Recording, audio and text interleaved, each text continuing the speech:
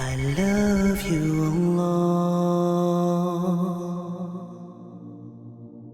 I know sometimes we may go through that feeling, the feeling of our prayers being empty, meaning we're going from day to day to day, from prayer to prayer, and it feels like we're just going through the motions and we're not getting anything out of our prayer. It feels like our heart is not connected to the prayer. It feels like we're not spiritually growing through our prayers. It feels like we're not getting closer to Allah subhanahu wa ta'ala through our prayers. And when that starts happening to us, we may feel like there's no point in praying. That is definitely the feeling that the shaitan wants to encourage within us. And that's why we'll have those feelings of, what's the point? If there's nothing that I'm getting out of this prayer, if I don't feel anything, why even bother praying? Has this just become a ritual for me that I'm just going through the motions and nothing's actually happening? The shaitan encourages that because he wants us to cut off our connection with Allah subhanahu wa ta'ala. You know, the word Salah comes from sila, which means connection. So our prayer is actually our connection to Allah subhanahu wa ta'ala. And that means that sometimes that connection will be strong, sometimes that connection will be weak,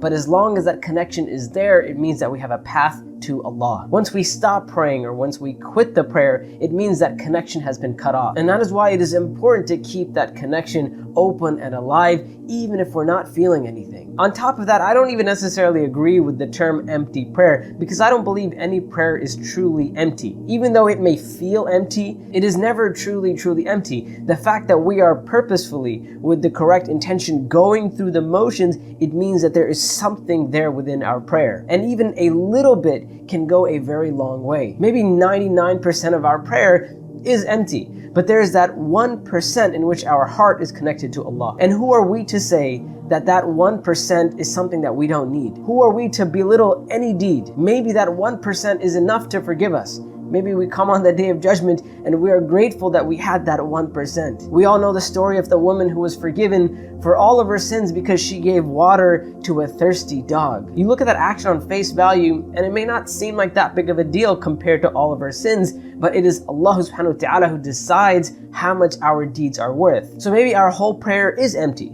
but out of that whole prayer, there is a single sajda in which our heart connects to Allah subhanahu wa ta'ala. Maybe it is that one sajda in which Allah forgives us because we poured our heart out to Allah. Maybe it is one dua made in our prayer that reconnects us with Allah subhanahu wa ta'ala. Maybe it is that one dua that forgives all of our sins. So who are we to say that our prayer is truly empty? As long as a person is praying, even if they feel like that prayer is empty, it means that they're on the right path. It means that they have a connection established with Allah. And if that habit is intact, then maybe right now we're not feeling much out of our prayer, but it may be that one moment, a moment of difficulty maybe, a moment when we truly realize that we need Allah and we are already in prayer and we connect with Allah subhanahu wa ta'ala. So no matter how empty your prayer may feel, no matter how much it may feel like you're just going through the motions, never ever quit on your prayer. Our worship of Allah subhanahu wa ta'ala in the end of the day is a struggle. It is difficult. It has ups and downs,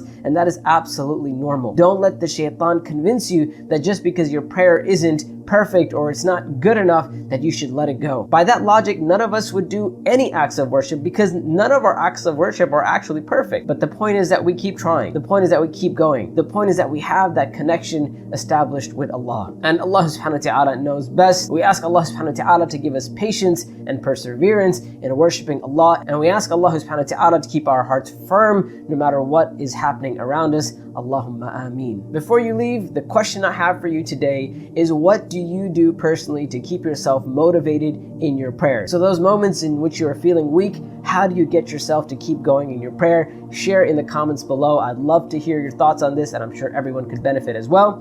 Until next time, Assalamu alaikum wa rahmatullahi wa barakatuh.